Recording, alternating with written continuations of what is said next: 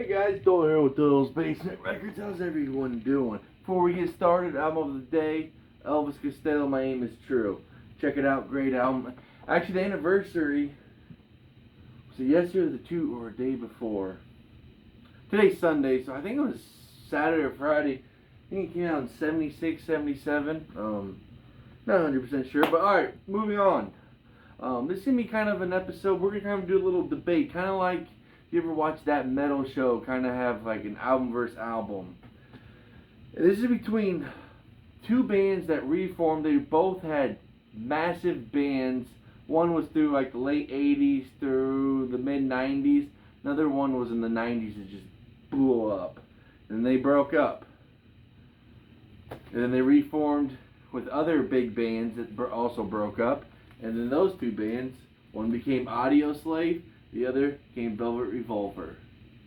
Which one is better? Alright, let's get into this one. Alright.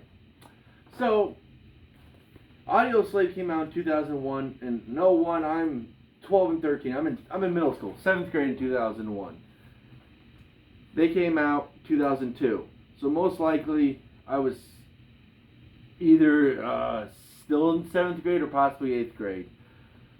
I was a massive, massive Guns N' Roses fan and knew everything about the band. So when I heard about this, Slash, Duff, Matt Sorum, and then Slash's good buddy Dave Kresher was forming a band, and they were going to have frontman Scott Weill from Stone Temple Pilots, and I was all in.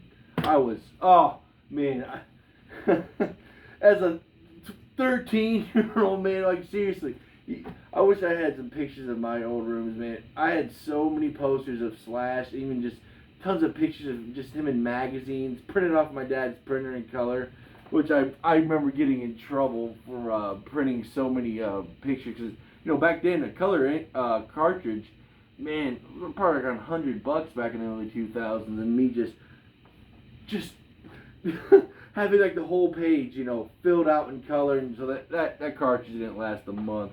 And then I learned how much it cost and got yelled at big time. But and with AudioSlave, I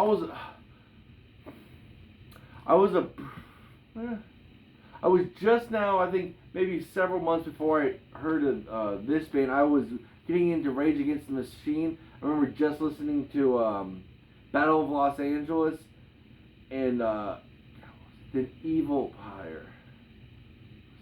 Yeah, so those two I listened to, and I found out they broke up.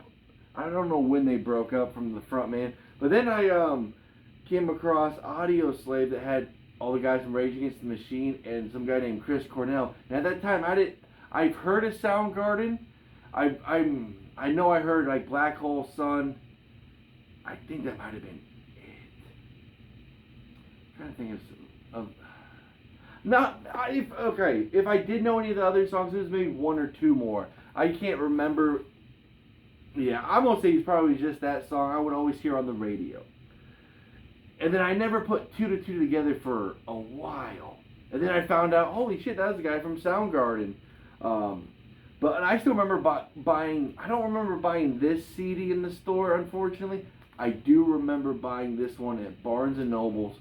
This was 01 for $29.99. Fucking criminal, am I right? Jesus Christ. $30 for a goddamn CD. That's criminal. You know, we even still sell some CDs. The Tupac, at my record store, the Tupac All Eyes on Me, $24.99. So it's like $27-$28 with tax. And we only make like $5 off the CD too when you look on our distributor site. If I'm getting off topic, back then it was criminal prices. I remember I had to go to Barnes and Nobles because for my birthday I was like, someone gave me like a $25 gift card. And at that age I'm like, Barnes and Nobles, like, I don't read books, you know? So I was like, great, might as well got socks, you know? Maybe put that to better use. That was my attitude. But then I found out they had CDs in there, so I was like, alright, light bulb switched. I still remember I had to borrow $5, more than $5. It was $29, probably $7-8, including with tax, for my mom. So I can get this CD at $29.99. So, and I had a chance, I don't know about a chance, maybe a 5% chance of actually seeing them in Vegas when I'm 15 freshman year. This is '04. I'm 15, 16. My parents go on a family vacation to Las Vegas. I was like, man, all they're gonna do is just gamble and whatnot. And took my older sister to the gamble. I can't. But man, I had a blast. Anyways, screw it. I'm gonna start talking. I had a blast, man. There was tons of stuff for me to do, but they were in town. And then my dad gave me my sister money to go see a concert or do like kind of whatever. He's like, you can go see the Blue Man Group or whatever. My sister really wanted to see the Blue Man Group, so she was like, we're doing that.